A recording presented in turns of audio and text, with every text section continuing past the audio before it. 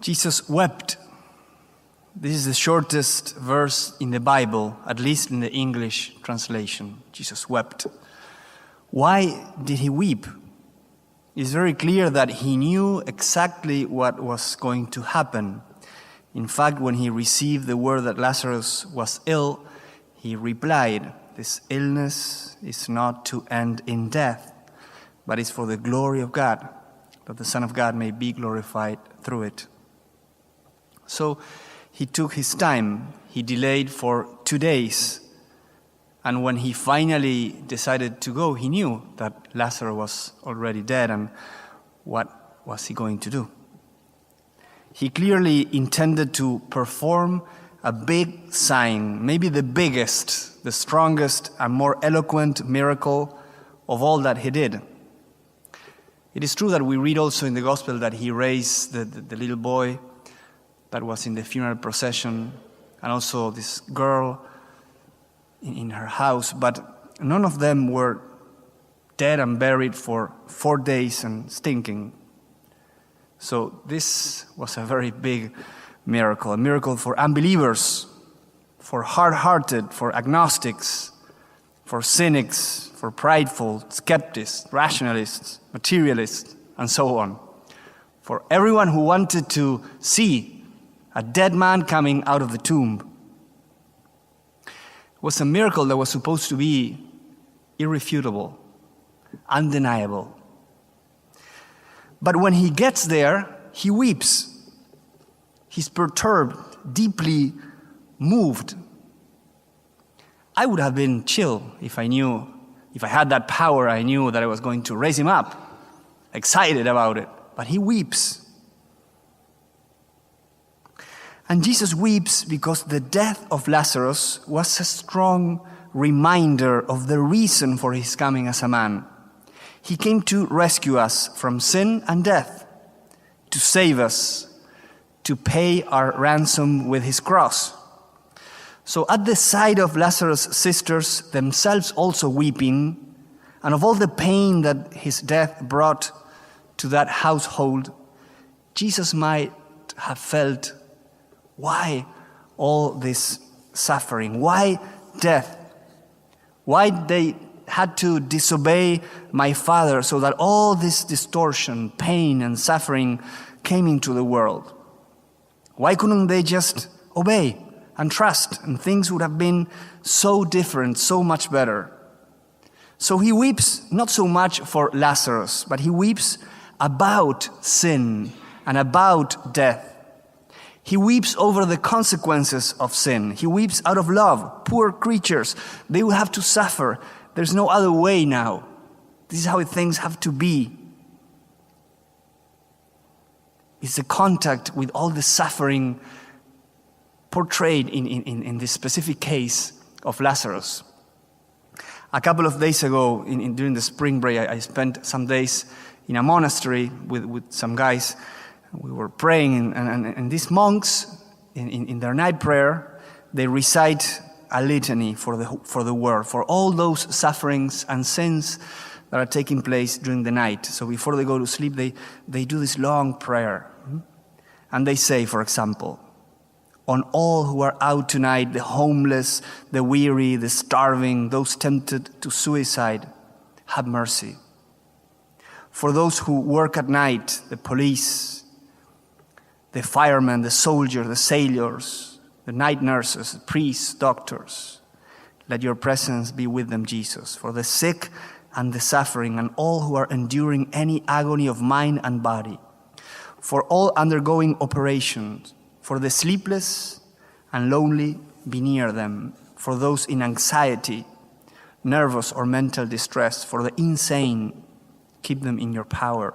For those whom this will be their last night on earth. On those mothers upon whom abortions are performed, have mercy. On those who perform or counsel abortions this night, have mercy. On the victims of sin, on those indulging in sinful amusements, have mercy." And the list goes on and on and on. All this suffering and pain caused and suffered by us. So Jesus is not only weeping for Lazarus, he's weeping for us, for our sins, for our addictions, alienations, inconsistencies, selfishness, pride, lust, procrastinations, vanities, manipulations, violence, abuses, greed, and for all the suffering and death that all these things bring to the world. I kind of connect with this feeling of Jesus, to be honest with you, as a priest. When I go to a retreat and I confess and I listen to all this story, all this pain, and I think myself, why? Why does it have to be this way? Why sin? It is not so complicated to live better, to live well. Why this violence? Why this family is torn apart? Why this young girl that is already a mother and has no one to share this burden with her? Why this student with his addictions already? What is the meaning of this? Why this person is ruining his or her life? Why, if this person has all these talents, they are just squandering without being aware of this opportunity lost? Why does it have to be like this? Why all this suffering in the world? Why sin? And sometimes I also want to weep with Jesus when I hear these stories. It would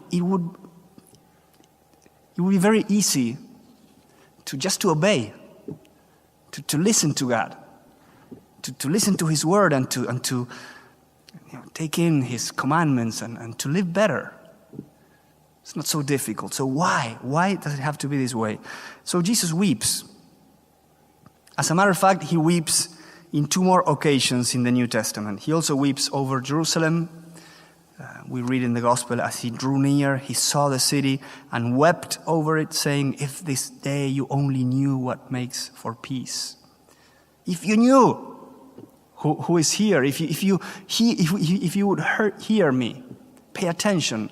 You were supposed to be light for the nations and a point of reference, and you were supposed to be open to the Messiah, and you are rejecting me now.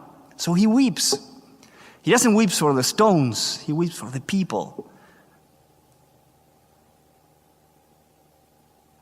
And finally, He weeps in the garden.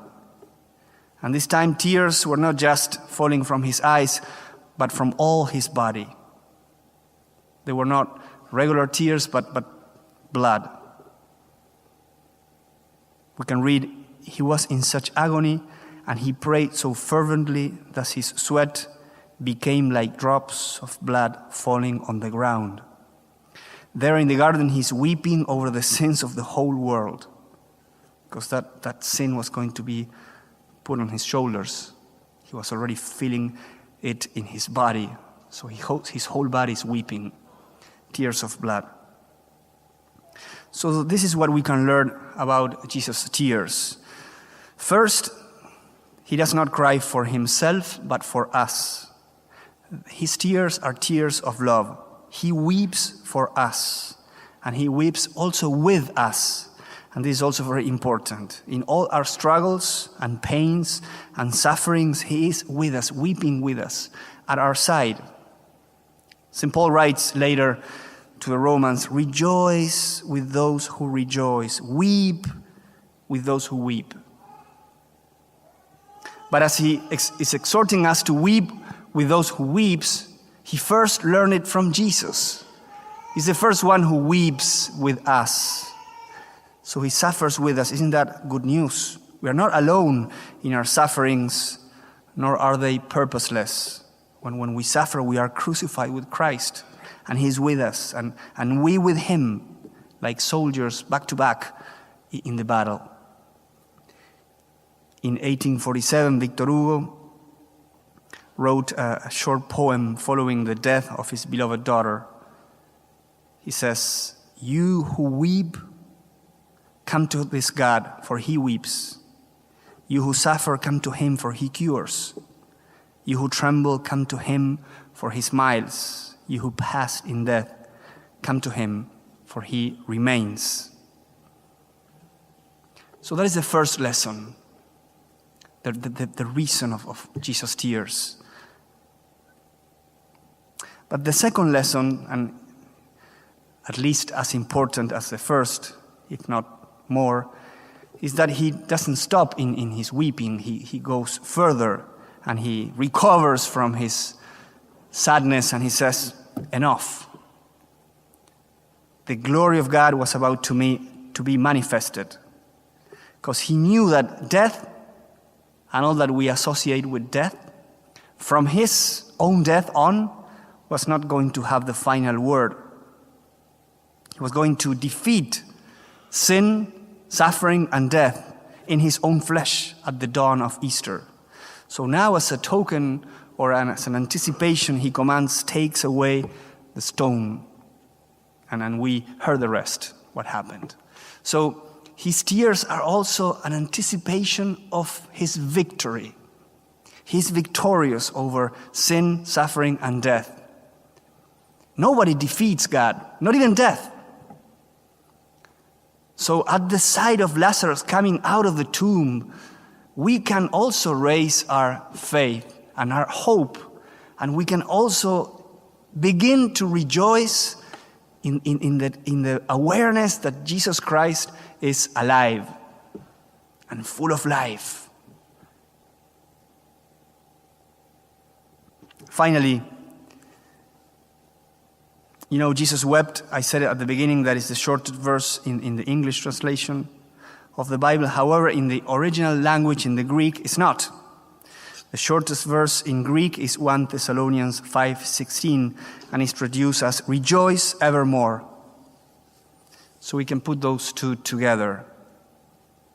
As we enter into the last week of Lent, the week of Passion, let's weep with Jesus for our own sins and for the sins and sufferings of the world. And let's begin to open our hearts for the overwhelming joy of his resurrection.